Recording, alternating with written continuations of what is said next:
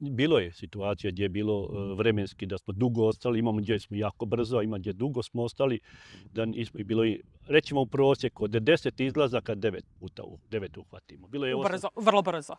i brzo, ali kasnije nebitno, ali imamo uspješno uhvaćenu zmiju, znači prosječno od 10, 9 smo uhvatili. Znači, tako da je uspjeh nam je dosta dobar u tome, bar mislim, ne znam da li neko može bi više. Jer nekada dok mi dođemo, zmija pobjegne, on se zavuče dole u rupu negdje. Puno traje vremenski i onda je to problematično. Najlakše je kad dođemo, kad je vidimo. Meni je, tako reći, najlakše uhvatiti i staviti u kutiju to.